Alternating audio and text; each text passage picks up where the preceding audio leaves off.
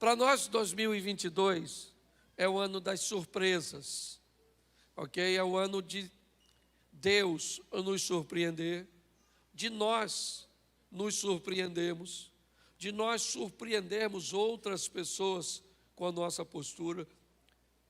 A nossa proposta para 2022 é um ano de surpresas, um ano que coisas comuns deixarão lugar para coisas extraordinárias, para coisas que não aconteciam em outro tempo da nossa caminhada, da nossa história, do nosso casamento.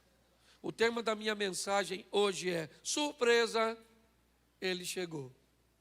Hoje eu quero mostrar a você que foi uma grande surpresa quando Jesus chegou. Quando ele chegou neste mundo com sua presença, sua maneira de conduzir as coisas era uma maneira que, no mínimo, dava a ele, o título de diferente. As pessoas não conseguiam entender muito bem a maneira cuja qual ele se posicionava. Então, quando nós olhamos para Jesus, por que ele era tão estranho? Por que pessoas achavam que ele era alguém tão estranho? Bom, fisicamente, ele era semelhante a todos. Quando nós olhamos Judas Iscariotes, ele traindo Jesus, ele precisou oferecer aos soldados uma senha, um código, porque os soldados não sabiam diferenciar Jesus de seus discípulos. Jesus era tão parecido com seus discípulos que poucas pessoas, se não tivesse caminhando com ele, teria dificuldade. Normalmente, se você observar, até nos filmes que nós olhamos, quando nós olhamos para aqueles filmes, para aquelas fotos, você pode notar que há uma semelhança muito grande de aparência, de vestimenta. Hoje, inevitavelmente, é muito comum em determinados ambientes, nós conseguimos identificar quem é o chefe, quem é o pastor.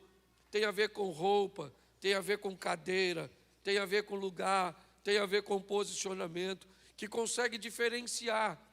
Jesus, ao contrário, certo? Ele buscava se fazer próximo, ele buscava se fazer igual às pessoas no que diz respeito à aparência, mas bem diferente no que diz respeito a valores e postura. Então, fisicamente, ele era igual, mas quando ele se comportava, ele era diferente. Então, para todos era uma grande surpresa. Por quê? Porque ele traz um modelo novo, um modelo diferente. A maneira, e é isso que eu vou mostrar a vocês hoje. Ele chegou, e quem é ele? Ele é o diferente. Mas diferente por quê? Ele se veste diferente? Não, ele se veste igual a todo mundo. Por quê? Porque ele não frequenta a festa? Não, ele ia às festas. Por quê? O que fazia de Jesus, alguém diferente dos demais? O posicionamento de seus valores, a maneira cuja qual ele defendia aquilo que ele acreditava. Jesus era altamente influente, altamente, uma capacidade muito alta de influenciar. Esqueça a sua divindade, porque se Jesus fazia isso porque era Deus, com certeza nós não vamos poder replicar o modelo, porque nós não somos. Se Jesus usava algum poder divino para buscar exercer esse nível de influência, nós não teremos sucesso. Por quê? Porque nós não temos esse poder. É importante você entender que tudo que ele conduzia com a sua humanidade, com a maneira de ser um ser humano, porém a postura e o posicionamento dele era diferente. Tá? Eu vou pedir só aí para ter cuidado com a criança se fizer barulho, tá bom? Tem o berçário ali, dá um pulinho lá, tá bom? Então, olhe para mim, João capítulo 7, verso de número 46, é o primeiro texto que eu quero colocar. Eu quero colocar a princípio 3 textos com vocês. João 7,46. Responderam os servidores: nunca, repita comigo, nunca. Nunca homem algum falou assim como este homem. Preste atenção, porque aqui nós vamos notar o primeiro ambiente que eu quero citar para vocês sobre a diferença de Jesus. Quem são os servidores aqui? Me parece que alguns soldados ou alguns homens preparados e enviados pelos escribas para pegar Jesus, prendê-lo, capturá-lo e levar à presença deles, me parece que a princípio para um simples interrogatório. Aí os servidores vão para lá onde Jesus está ensinando, está pregando, com o propósito de prender Jesus. Quando eles chegam, provavelmente tem bastante gente e eles não vão se arriscar prender Jesus naquele ambiente onde ele está rodeado de pessoas que querem ouvi-lo. Vai gerar confusão. Então, inevitavelmente, eles param para escutar o que Jesus está dizendo, para depois que escutar Jesus falar, ele diz: espera ele falar, quando essa multidão for embora, a gente vai lá e prende o homem e leva. Só que quando eles começam a ouvir Jesus, ele descobre que ele é bem diferente de todos os homens que eles já ouviram. A maneira que ele fala é altamente, né, ou com muita autoridade, mas ao mesmo tempo ele consegue ter amor quando fala. Ele confronta a verdade, estabelecendo os princípios, e os homens estão escutando Jesus falar, para depois prendê-lo. Quando Jesus termina de falar, eles desistem de prendê-lo. E falou: não vai rolar, não vai dar para prender esse cara. E aí ele volta para dar notícia para aquela turma. E ele diz assim: nunca.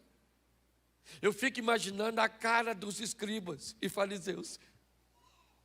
Diz: olha, nunca nós escutamos, nunca homem algum falou com este homem igual a ele.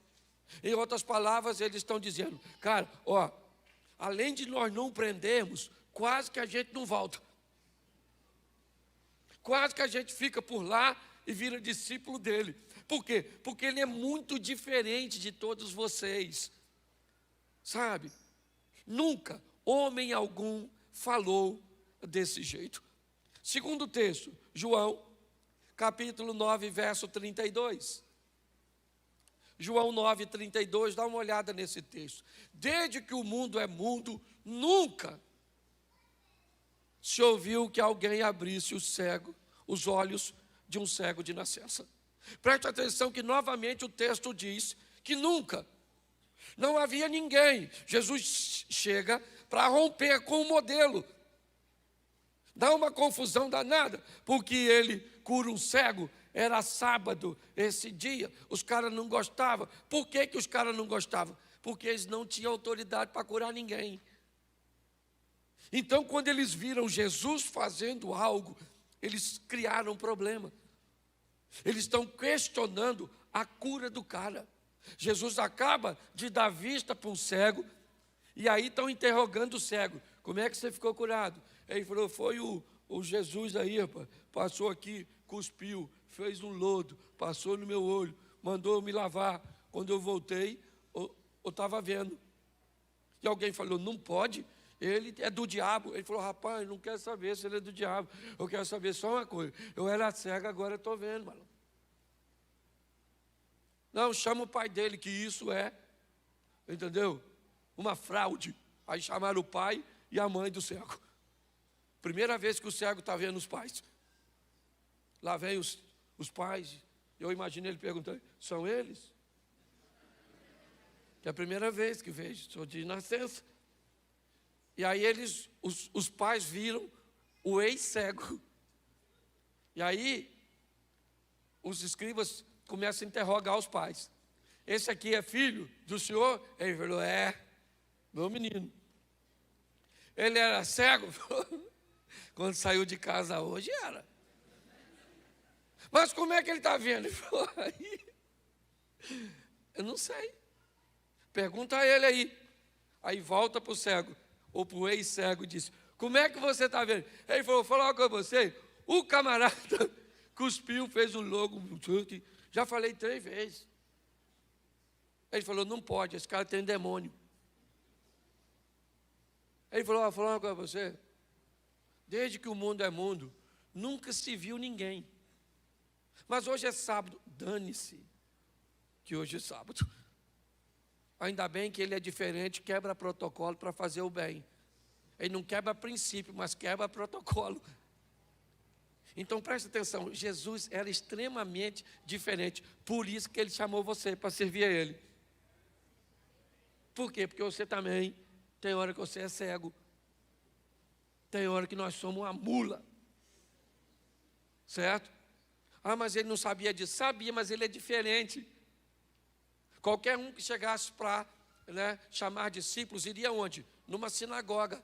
Ele vai caçar os pescadorzinhos, cobradorzinhos de imposto. Só uma turma.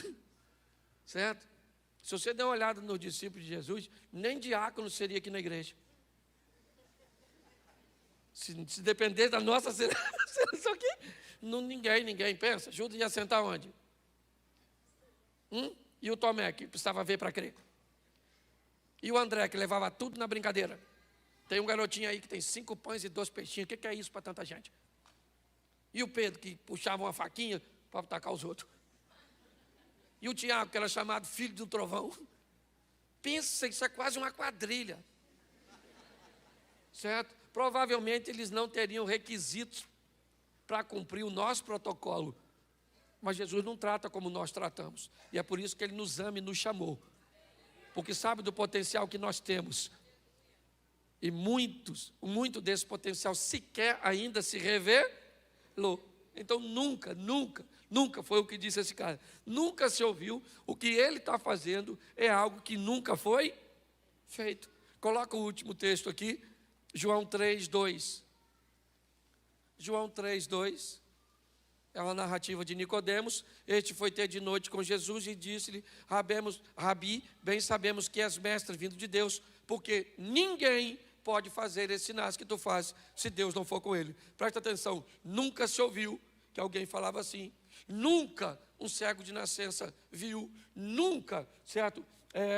Ninguém pode fazer isso que o Senhor faz, se Deus não for com ele. Note que todos os textos diz que Jesus é diferente.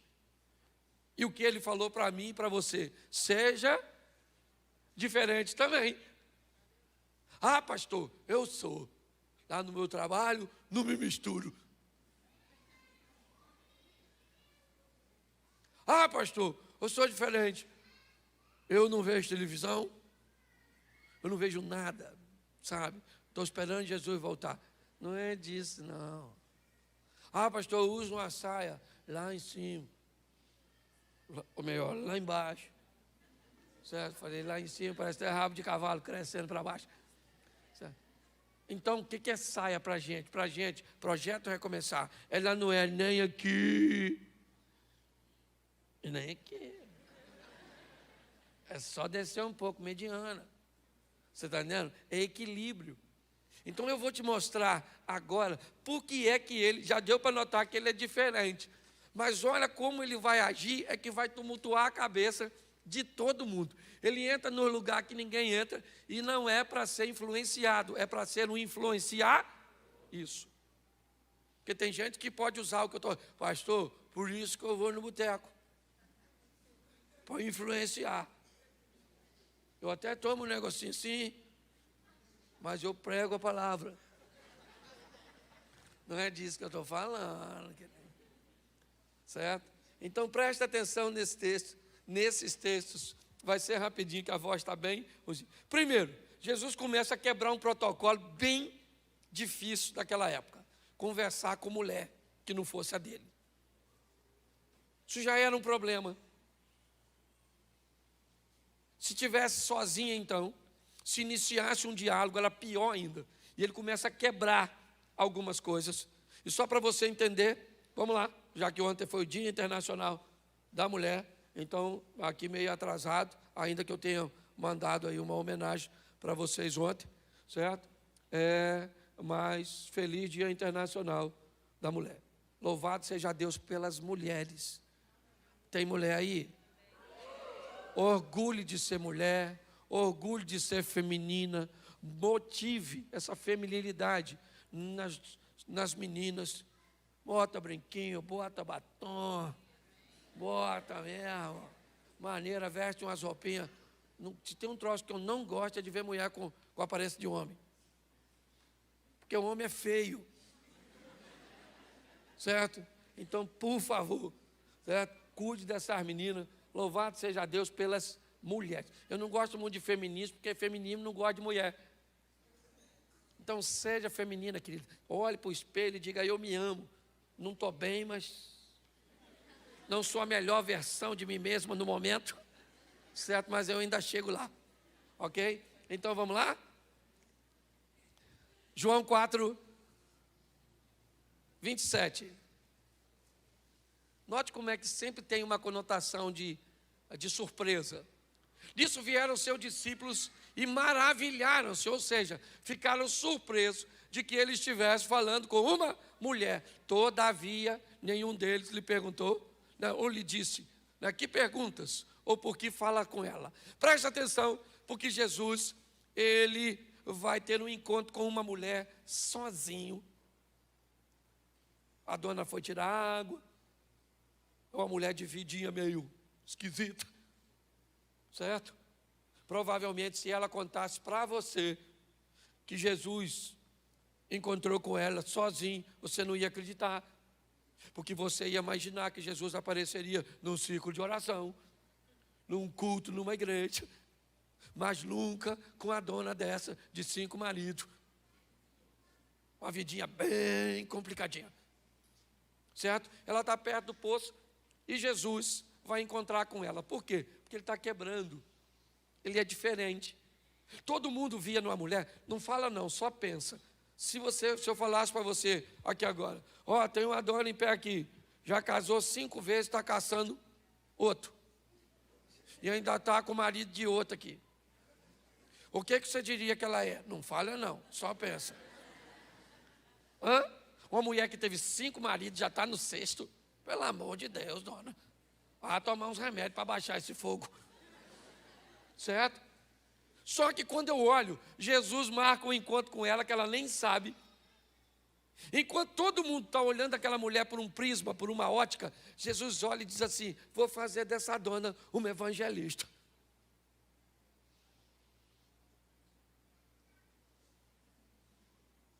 Essa? Jesus sabe quem ela é, não.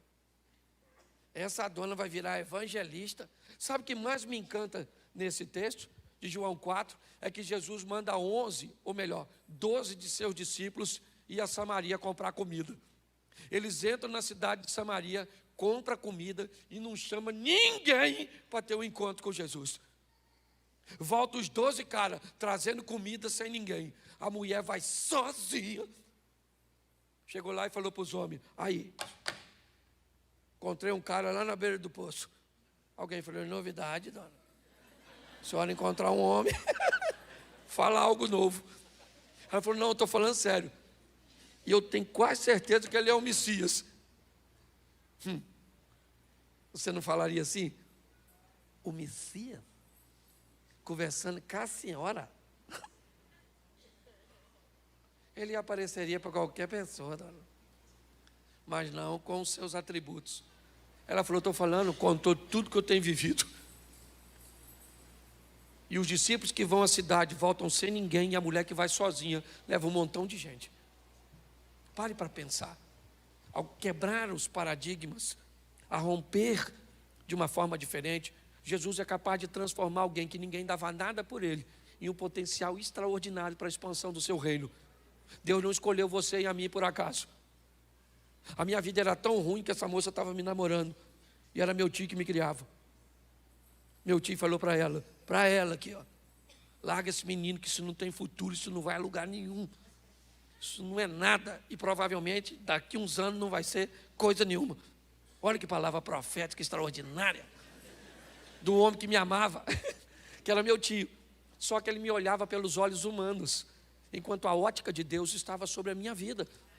Deus sabe quem você é, não está enganado, Ele chamou você, sabe, porque pode fazer a sua vida ser extraordinário nessa terra, aqui. Tome posse disso.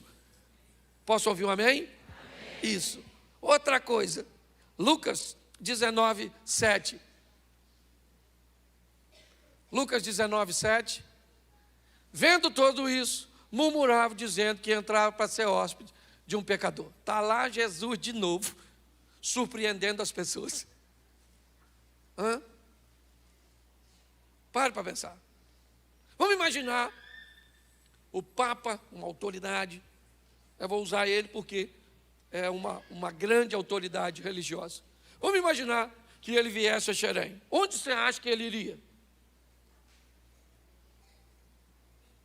Provavelmente na paróquia. Sim ou não? Sim ou não? Ali para dentro eu não sei se tem ainda, mas tinha a Casa da Luz Vermelha. Isso. O moço que algumas pessoas chamavam de sogro. Você acha que ele iria lá? Sim ou não? Sim ou não? Sim ou não? Claro que não. É a imagem dele. Pare para pensar. É a nossa imagem. Não estou falando mal, estou usando ele porque é uma autoridade. É só isso. Eu estou dizendo o programa cujo qual nossa mente está estabelecida. Quando Jesus chega em Jericó, passando por Jericó, ele vai à casa de um cara que ninguém iria. Ele entra na casa do Zaqueu para comer com ele, para sentar com ele. Mas as pessoas não gostam disso. Por quê? Porque ele comia com pecadores, ele conversava com mulheres, ele conseguia enxergar nas pessoas coisas que as outras pessoas não conseguiam. Então ele estava sempre agindo de forma diferente. Quando Jesus termina o encontro com a mulher samaritana no poço, ela está diferente e ele está o mesmo. Quando Jesus sai da casa de Zaqueu, Jesus continua o mesmo e Zaqueu está diferente. Preste atenção. As pessoas ficam surpresas com o que ele está fazendo, mas o que ele está oferecendo é um modelo para mim e para você. É isso que aconteceu. Nossa, todos murmuravam e ficavam dizendo do lado de fora: olha, o seu mestre come com o pecador, já já ele vai estar pecando. E no final da reunião, Zaqueu se levanta e faz uma confissão. E Jesus disse: hoje veio a salvação a essa casa, porque também este é um filho de Abraão. Então dá licença agora que eu estou indo embora, mas cumpri o meu propósito aqui. Ele era diferente e surpreendia-se, ou todos se surpreendiam com ele. João 8, 9. João 8, 9. Isso. Quando ouviram isso, saíram um a um, a começar pelos mais velhos até os últimos. Ficaram só Jesus e a mulher que estava no meio. Preste atenção. Essa é a mulher adúltera de João 8. Jesus agora vai, me parece, entrar no ápice de uma confusão mental daqueles que estão perto dele. Jesus vai defender alguém que está errado. É um momento muito importante. Tem diversas testemunhas que trazem a mulher. Ela foi pega em flagrante de adultério. Não é falso testemunho. Ela estava adulterando. Todo mundo sabia que ela estava adulterando. Não havia uma informação equivocada. Mas agora Jesus vai quebrar. Ele vai defender alguém, mesmo sabendo que esse alguém está errado. Esse é um campo bem minado para Jesus. Tão minado que uma decisão dele equivocada pode fazer com que ele seja apedrejado também, contrariando uma lei de Moisés. Quando eles observam que Jesus o que Jesus está fazendo, eles ficam confusos. Mas o desfecho dessa história é muito interessante. Porque você pode dizer para mim, pastor, Jesus está defendendo uma mulher que estava errada? Não. Ele não está defendendo uma mulher que está errada. Ele está defendendo uma mulher que cometeu um erro e está sendo julgada e condenada por pessoas que também erram. É isso. O que ele teve foi a coragem de dizer para todo mundo o seguinte: vocês não têm moral para julgar essa mulher e dar uma pedrada nela. O único aqui nesse ambiente que poderia apedrejá-la sou eu, e eu não vou apedrejá-la. Acabou. Vocês podem ir para casa guardar a pedrinha de vocês, porque vocês não vão matar ninguém. O que ele está fazendo, gente? Ele está surpreendendo as pessoas, dizendo para mim e para você: eu sei quem você é, eu vou terminar expondo isso para você. Mas ele te defende mesmo sabendo que você mente. Ele te defende mesmo sabendo que você rouba. Ele te defende mesmo sabendo que você tem vícios. Ele te defende ou nos defende mesmo sabendo que nós estamos errados. Não porque vai se tornar conivente aos nossos erros. Não. Mas porque tem autoridade para perdoar pecados e nos dar uma novidade de vida. É isso. Vamos lá? Marcos 10, 14. Já estou terminando. Marcos 10, 14. Coloca para mim. Jesus, porém, vendo isso, indignou-se e disse-lhes: deixai vir a mim os pequeninos, e não os impeçais, porque dos tais é o reino de Deus. O que ele é? Ele é um mestre, ele é um rabi, ele é um homem altamente ocupado. Ele não vai perder tempo com crianças, com um grupo que não vai prestar atenção nele. Pare para pensar. Esse era o modelo do rabino. Ele não aceitava nem mulheres sentadas aos pés deles, quanto mais criança, barulhenta, não prestando atenção. Quando de repente alguém está trazendo as crianças para perto de Jesus, os discípulos digam: não, o que essas crianças estão fazendo aqui? Jesus disse: não, deixa as crianças vir até a mim, eu vou orar por elas, eu vou abençoá-las. O que ele está sendo? Diferente. Só isso. É isso que o mundo está precisando, de gente diferente. Sabe qual é o grande problema do Evangelho? A modernização do Evangelho está tornando todo mundo igual. Esse é o grande problema. Vamos falar um palavrão agora, mesmo sendo crente. Por quê? Porque o palavrão é só para ativar, é só para fazer alguma coisa, para extravasar. Vamos nos vestir como todo mundo está se vestindo. Eu digo, de maneira onde não há decência, onde não há ordem. Eu não estou dizendo para viver de uma forma retrógrada, ultrapassada ou fora da moda. Não é isso que eu estou dizendo. Mas hoje está difícil demais, dependendo do ambiente que você vá. Você vê pessoas dizendo que são crentes. Eu até entendo, porque para mim, crente é a primeira fase do processo. Preste atenção, o diabo é crente, sim ou não? Mas ele não é cristão. Certo? Crente é aquele que conhece, entende, respeita e crê. Cristão é aquele que copia Cristo, que segue, que obedece a Cristo. Ser crente é apenas uma primeira fase do processo. Essa é a grande verdade. Eu, quando eu olho a minha caminhada cristã, eu estou aí com 30 anos, 31 anos, no Evangelho. E eu levei, acredito, que quase 15 para transicionar de crente para cristão. Eu conheço muita gente que ainda não transicionou. É o que o Eduardo estava falando aqui na palavra da oferta. As pessoas fazem as coisas, mas não sabem cuja motivação estão fazendo. Quando nós olhamos para esse posicionamento, o que nós estamos vendo é que Jesus está sendo diferente, né?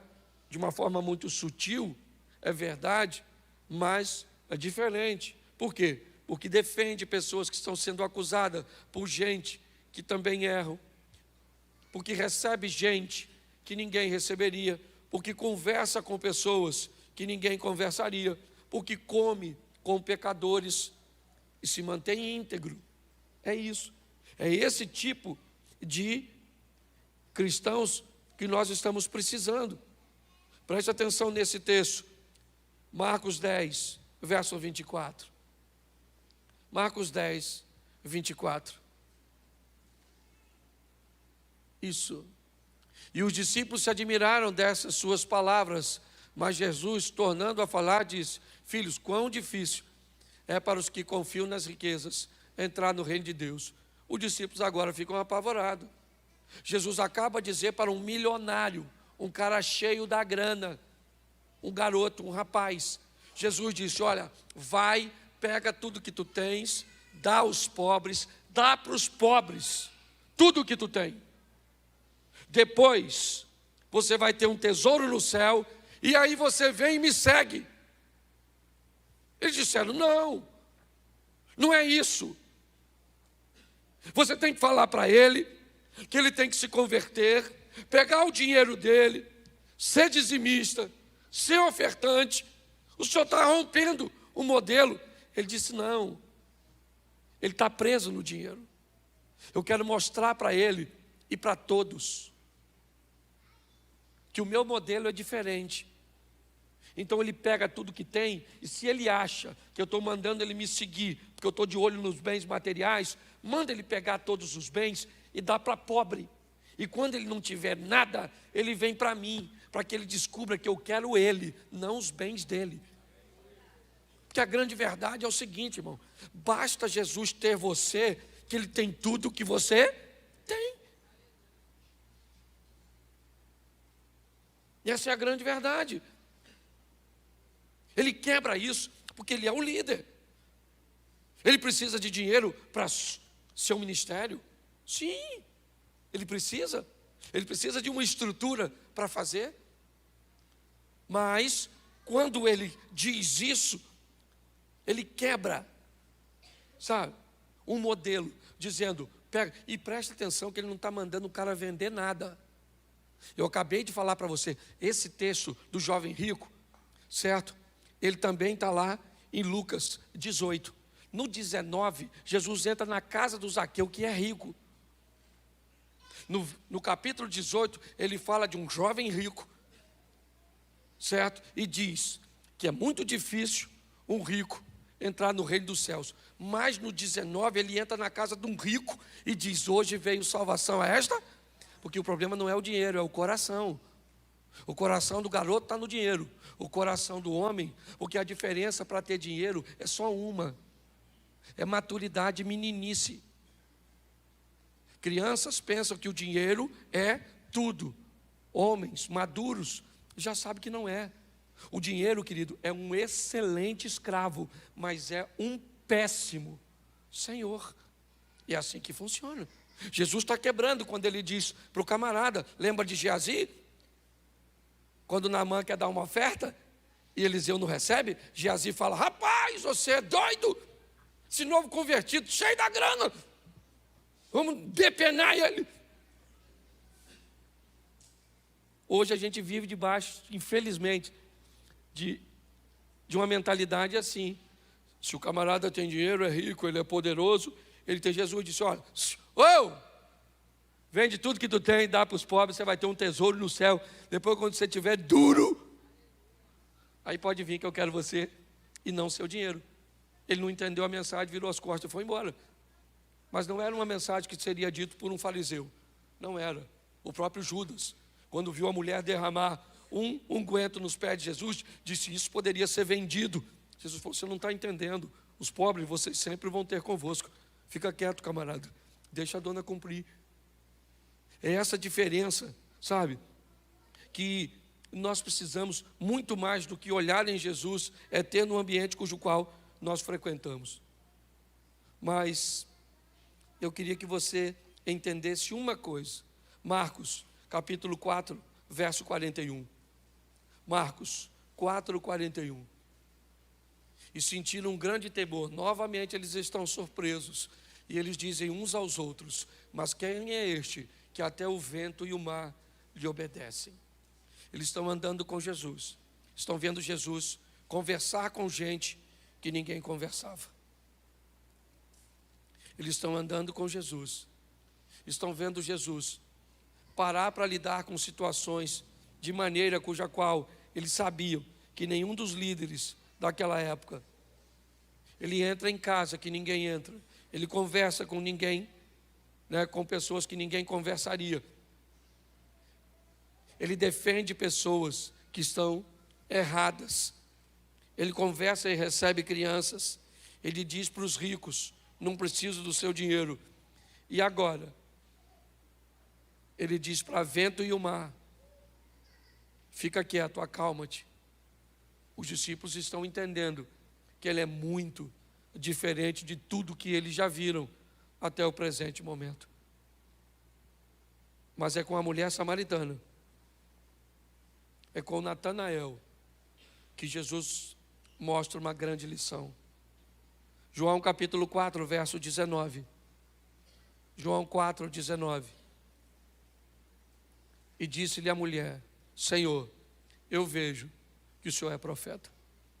Coloca para mim João 1, 47. João 1, 47.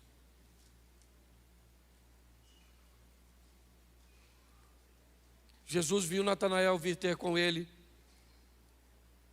e disse dele: eis aqui um verdadeiro israelita, em quem não há dolo. Bota o verso 48 para... Isso. Disse-lhe Natanael: de onde o Senhor me conhece? Ou de onde me conheces tu? Jesus respondeu e disse: antes que Filipe te chamasse, eu te vi, estando tu debaixo da figueira. Preste atenção e eu termino aqui. Jesus disse para a mulher samaritana: você não sabe quem eu sou, mas eu sei quem você é. Jesus disse para Natanael: você não faz ideia de quem eu sou, mas eu sei quem você é. É importante nós entendermos isso. Nós sabemos poucas coisas sobre ele, mas ele sabe tudo sobre nós. Ele sabe tudo sobre a sua infância.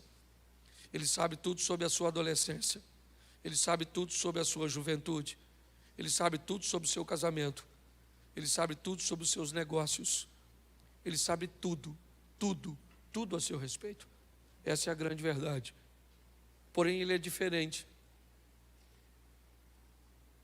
Talvez qualquer pessoa que soubesse tudo sobre nós usaria um pouco desse tudo para nos constranger, para nos pressionar. Mas ele não.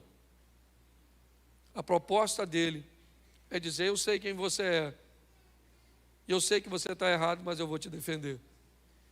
Eu sei que ninguém gostaria de comer com você, mas eu gostaria. Eu sei que ninguém gostaria de estar perto de você, mas eu quero. Mas eu não mereço. Pois é, eu sei quem você é, eu não estou enganado. Eu quero mudar a sua história. Eu quero ter a oportunidade de entrar na sua vida e mudar a sua história para sempre. A grande questão é: as pessoas precisam se surpreender quando você sair da igreja com Jesus. Essa é a grande verdade. As pessoas precisam se surpreender com as suas ações, com os seus posicionamentos, com a sua fala, com a sua conduta, com as suas postagens. Elas precisam surpreender, ou se surpreender, quando olhar para você. E a surpresa tem que ser de uma forma positiva, onde você mostre que você é diferente. É só isso. Jesus nunca disse: olha, gente, eu sou diferente dos demais, eu sou melhor do que os demais. Ele nunca disse isso. Mas todo mundo que olhava para ele disse: nunca vimos alguém como ele. Note como ele é diferente. Ninguém te condenou, querida. Se ninguém te condenou, eu também não te condeno. Vá e não peques mais. Preste atenção. Nós temos falado isso o tempo inteiro aqui. Você está à espera de um reino que já chegou.